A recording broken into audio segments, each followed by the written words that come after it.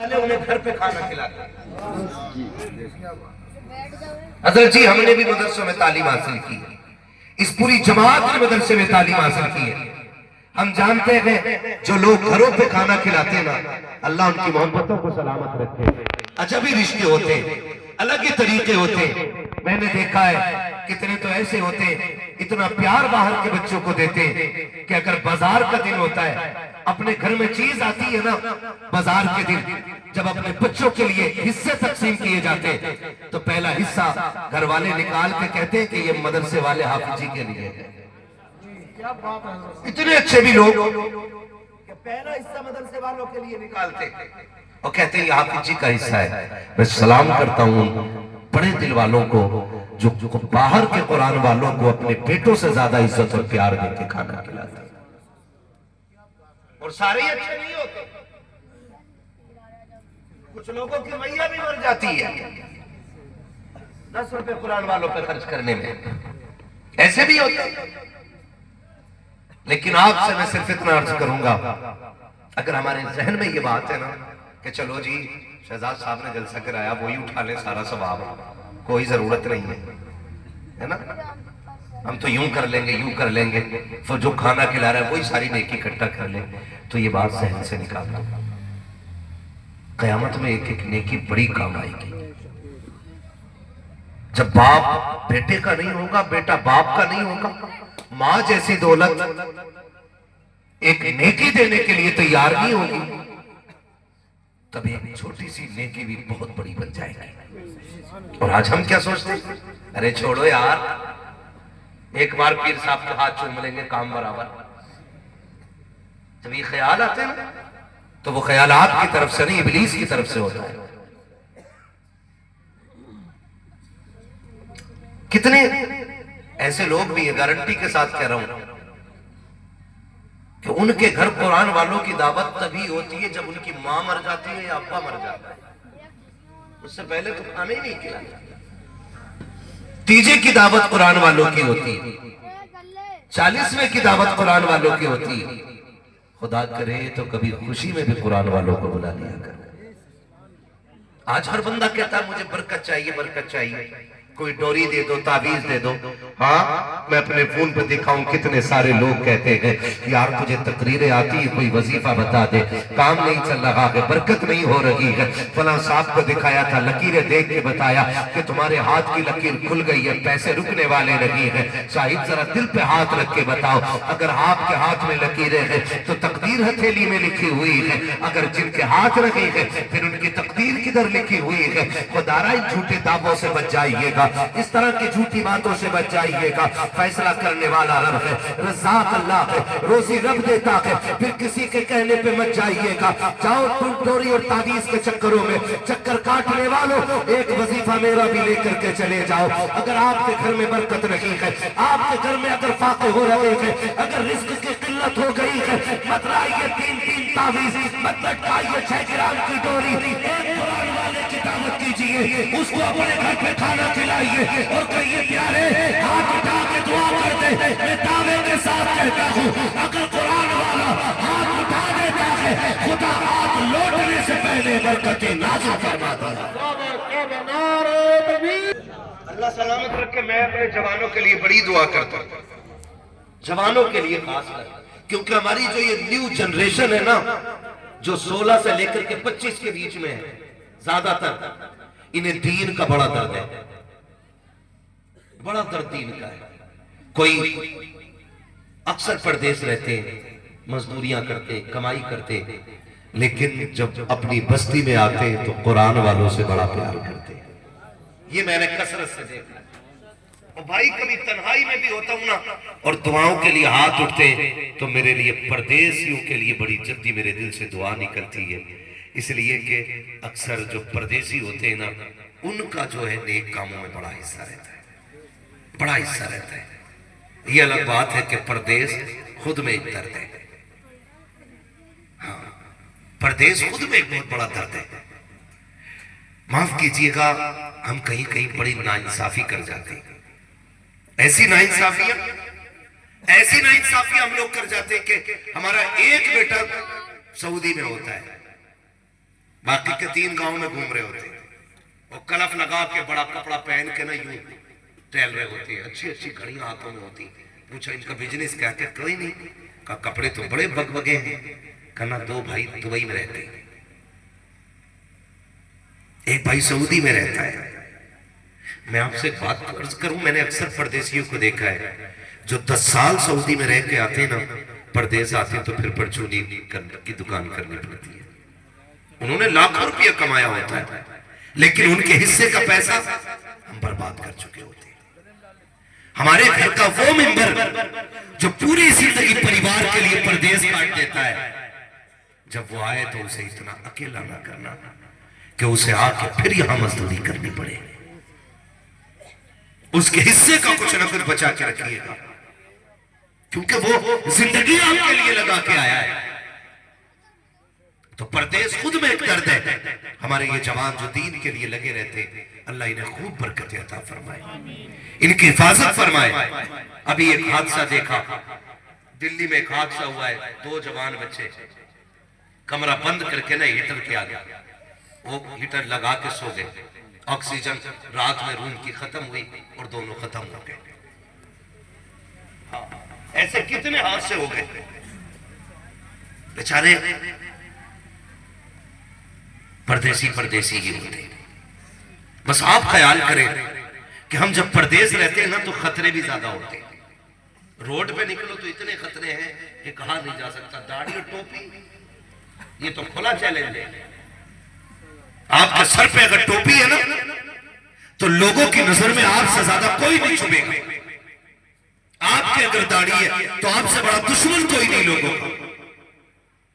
لیکن شکر ہے داڑھی والا اکیلا بھی کھڑا ہوتا ہے نا تو سو میں شیر نظر آیا کرتا ہے۔ اگر 100 کتے مل کے ایک ٹوپی والے کو مار لے تو کائے کی بہادری ہے۔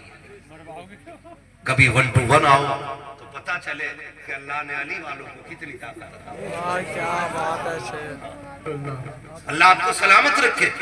میں آپ سے کہوں گا جہاں بھی رہیے گا اپنے اسلام کی پہچان بنا کے رکھیے گا، اپنے اسلام کی پہچان بنا کے رکھیے گا، اپنے مسلمان ہونے کی پہچان بنا کے رکھیے گا۔ میں عرض کر رہا تھا پردیس اگر جاتے ہیں نا تو دعاؤں کا خاص خیال رکھا کریں، اور ایسی دعائیں جیسے ابھی مجھ سے کہا گیا کہ ہمارے بھائی ہاسپٹل میں گئے، اللہ انہیں شفا عطا فرمائے، میں نے دعا کر دی، لیکن جانتے ہو جن پہ انہوں نے احسان کیے ہوں گے زیادہ تر ان کی دعائیں ان کے کام آتی ہیں۔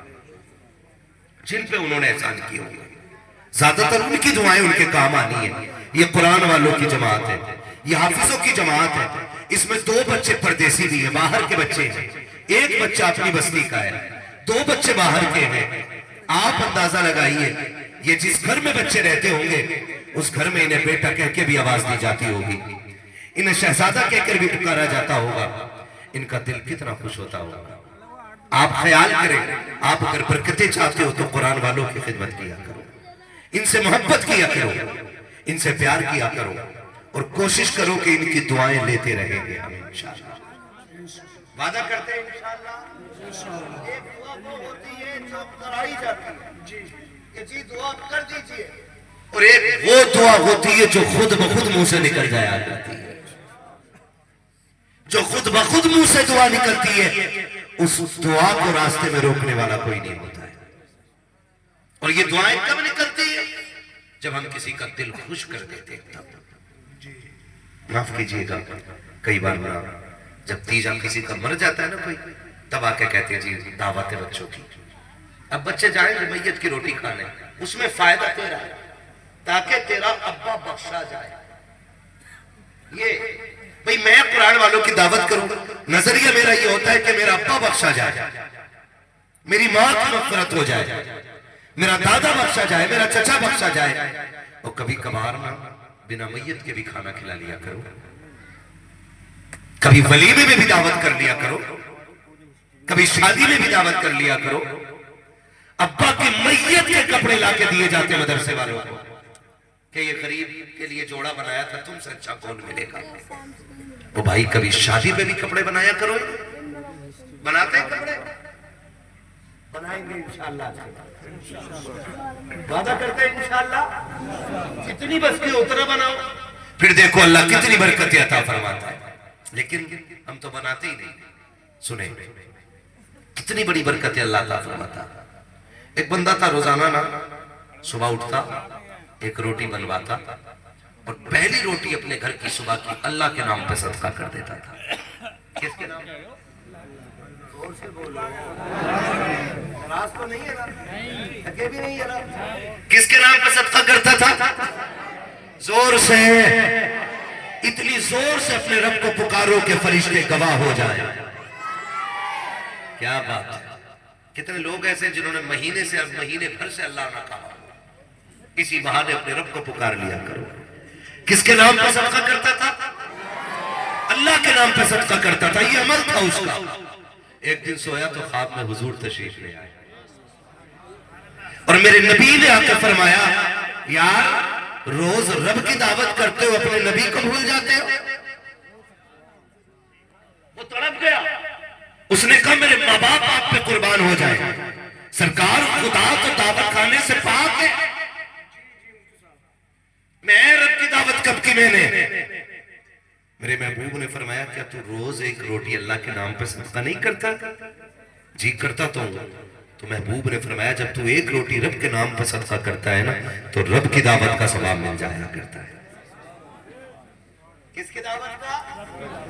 رب کی دعوت کا ثواب مل جایا کرتا ہے. وہ تڑپ گیا. اس نے کہا حضور آپ کی دعوت؟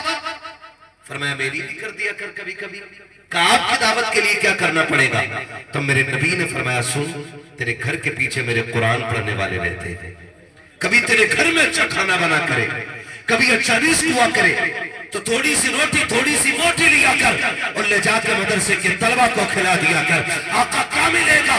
تب میرے نبی نے کہا تھا جب تو رب کے نام پہ صدقہ کرے گا تو خدا کی دعوت کا ثواب ملے گا, اگر قرآن والوں کو کھلائے گا تو مدینے کے محمد کی دعوت کا ثواب مل جائے گا. تو جن کے گھر قرآن والے کھاتے ان کے گھر روز مدینے والے کی دعوت کا ثواب پہنچایا جاتا ہے. انشاءاللہ. اور ان کی عزت کیا کرو, ان کی عزت کیا کرو. اب بچے ہٹو, لمٹ میں اوقات میں. یہ عام لوگ نہیں, یہ وہ ہیں جن کے سینوں کا تعین رب نے عالم ارواح ہی میں کر دیا تھا قرآن کی حفاظت کے لیے. یہ وہ جماعت ہے جن کے سینے پہلے سلیکٹ کیے جا چکے ہیں قرآن کے تحفظ کے لیے, اور دنیا یہی آ کے ہار جاتی ہے, یہی آ کے ہار جاتی ہے. وہ ایک ہے نا لنگور, اسے لنگور کہنا بھی لنگور کی توہین. وہ کہتا میں اسلام مٹا دوں گا. اس کے باپ دادے کتنے آئے اور اسلام کا کچھ نہ بگاڑ سکے. اسلام قیامت تک رہے. آج اگر تو زور کے ساتھ طاقت کے ساتھ بات اسلام کو مٹانے کی کرتا ہے, انگریزوں نے بھی راج کیا ہے, انہوں نے بھی پلاننگ کی تھی اسلام کو مٹانے کی. بہت غور کیا کہ اسلام کا انسائکلوپیڈیا کیا ہے, اسلام کی بنیادی طاقت کیا ہے. انہوں نے جب حساب لگایا پتا چلا قرآن ہے, تو انگریزوں نے بیٹھ کے پلاننگ کی کیوں نہ قرآن ہی مٹا دیا جائے. جب قرآن ختم ہو جائے گا تو پھر دھیرے دھیرے قرآن کے جاننے والے بھی ختم ہو جائیں گے, دین ہی ختم ہو جائے گا. انگریزوں نے یہ پلاننگ کی, بستی بستی گاؤں گاؤں جا کر کے قرآن کے نسخے اکٹھا کرنا شروع کیے. جہاں قرآن مل جاتا نسخہ مل جاتا لے کر کے جاتے دریا میں ڈال دیتے. جگہ جگہ جا کر کے مسجدوں سے نسخے اٹھائے گئے, مدرسوں سے قرآن کے نسخے اٹھائے گئے. یہ مہم چل رہی تھی کہ قرآن کے نسخے اکٹھا کر لیے جائے تاکہ اسلام کو مٹایا جائے. جب ایک بندہ تلاش کرتے کرتے ایک فقیر کی جھونپڑی میں پہنچا, فقیر نے دیکھ کے پوچھا تھا کیا لینے آیا ہے؟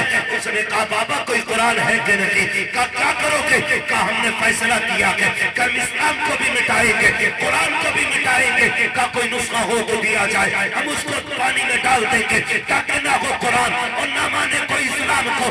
اس بزرگ نے دیکھا, بظاہر تو فقیر تھا, پھٹے کپڑے تھے, آنے والے کو دیکھا, کہا تو اسلام مٹانا چاہتا ہے؟ کہا ہاں. کہا قرآن لے جا کے کیا کریں کرے گا؟ کہا جی دریا میں ڈال دیں گے. جب یہ نسخہ دریا میں جائے گا اس کے اوران کل جائیں گے, حروف مٹ جائیں گے, اور جب قرآن ختم ہو جائے گا ماننے والے بھی ختم ہو جائیں گے. آپ نے کہا کتنے قرآن ختم کرو گے؟ کہا ایک ایک بستی سے قرآن تلاش کیا جا رہا ہے, ایک ایک مسجد سے ہم نے قرآن لے لیا ہے, ایک ایک ادارے سے لے لیا ہے, اب کہیں قرآن نہیں ہے. آپ نے کہا تو تم مطمئن ہو کہ قرآن مٹا دو گے؟ کہا ہاں ہاں ہم نے ٹھان رکھی ہے قرآن کو مٹائیں گے. ایک بچے کو جاتے ہوئے فقیر نے دیکھا اور بلا کر کے کہا بیٹے ادھر آ.